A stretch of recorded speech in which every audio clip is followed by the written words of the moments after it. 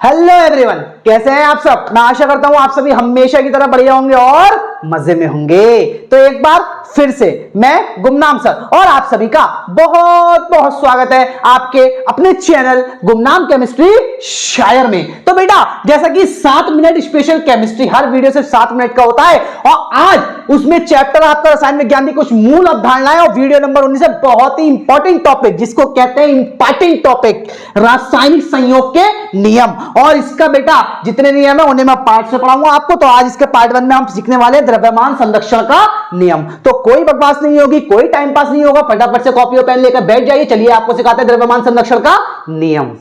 तो आइए बेटा सीखते क्या द्रव्यमान संरक्षण का नियम। अरे यार बड़ा आसान कर देंगे। देखो द्रव्यमान संरक्षण का नियम होता क्या है, क्या होता है। देखो द्रव्यमान संरक्षण का नियम इन 2 लाइनों में समा जाएगा, लेकिन उससे पहले मैं आपको कुछ इसके बारे में अलग से बताना चाहूंगा। देखो द्रव्यमान संरक्षण का जो नियम था ना, ये एम बी लोमोनोसोब इन्होंने बताया ना, इन्होंने बताया कि पदार्थ होता है ना द्रव्य, ना तो उत्पन्न किया जा सकता है ना ही नष्ट।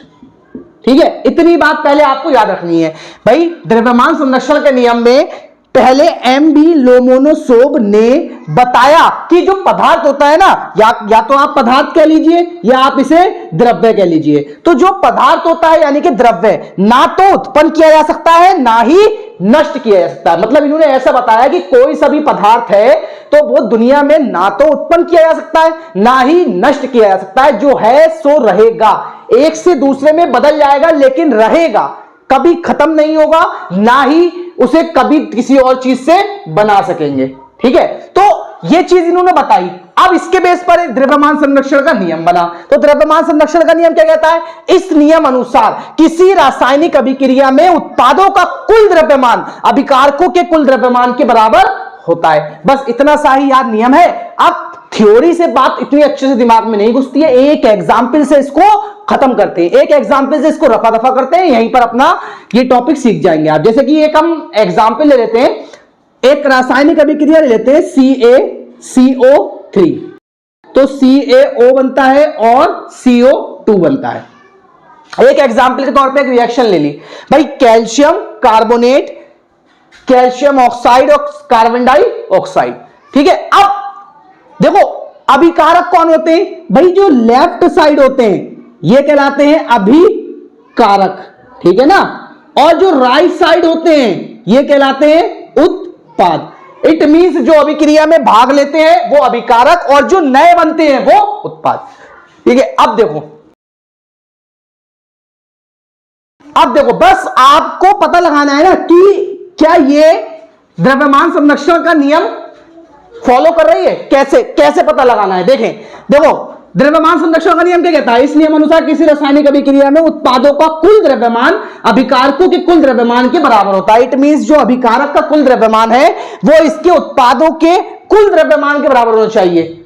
ठीक है, तो देखो यहां पर ध्यान दीजिए, सबसे पहले आपको कुछ परमाणु भार पते होने चाहिए। यहां पर जैसे कि कार्बन है, कैल्शियम है, ऑक्सीजन है। ठीक है, 3 है। कार्बन का होता है 12, कैल्शियम का होता है 40, O का होता है 16।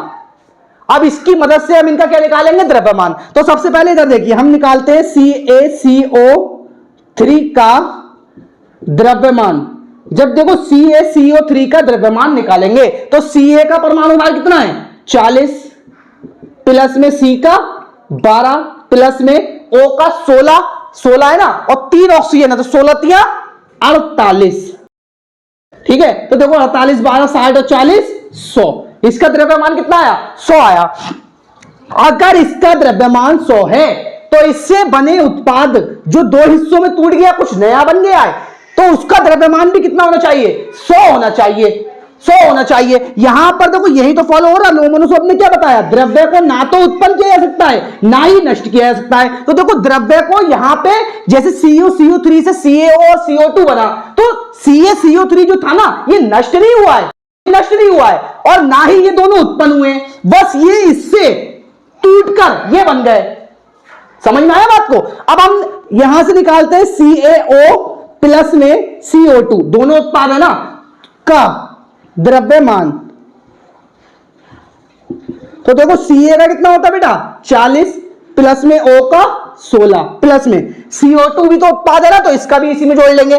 तो C का 12 और O का 16 दूनी 32, 32 12 ठीक है 44 और 16 44 और 16 60 और 40 100। देख लो बेटा, उत्पाद का भी 100 ग्राम है और अभिकारक का भी 100 ग्राम है। यही बेटा द्रव्यमान संरक्षण का नियम है कि इस नियम अनुसार किसी रासायनिक अभिक्रिया में उत्पादों का कुल द्रव्यमान, देख लो बेटा, उत्पादों का कुल द्रव्यमान अभिकारकों के कुल द्रव्यमान के बराबर होता है। और एम लोमोनोसोब ने बताया था कि द्रव्य ना तो उत्पन्न किया जा सकता है ना ही नष्ट किया जा सकता है। तो जब द्रव्य को उत्पन्न नहीं किया जा सकता ना ही द्रव्य को नष्ट किया जा सकता है, तो जाहिर सी बात है वो एक रूप से दूसरे रूप में परिवर्तित जरूर होगा, लेकिन जो उसका खुद का भार है, द्रव्यमान है, वो थोड़ी तब्दील होगा, वो उतना ही रहेगा। तो बेटा ये आपका रासायनिक संयोग के नियम का पहला नियम हो गया है। तो मैं 2 सेकंड के लिए साइड में जाता हूं, आप स्क्रीनशॉट ले लीजिएगा। अब देखो ये नियम मैंने सिखा दिया, इसी के साथ मैं आपको अगले वीडियो में इसका जस्ट दूसरा नियम सिखाऊंगा, और उसके बाद बस इसके 2 वीडियो और आएंगे, फिर चैप्टर खत्म हो जाएगा, उसके बाद नया चैप्टर की तैयारी करेंगे। तो बेटा इसी तरीके से अगर आपको वीडियो अच्छा लगा है तो वीडियो को लाइक करिएगा और साथियों के साथ शेयर करना मत भूलिएगा, और जो घंटा दिखता है ना उसको जरूर दबाएं और नए वीडियो का इंतजार जरूर करें अगर आप केमिस्ट्री को सीखना चाहते हैं। तो बेटा इसी के साथ अलविदा लेता हूं, फिर मुलाकात होगी एक नए और धमाकेदार वीडियो के साथ।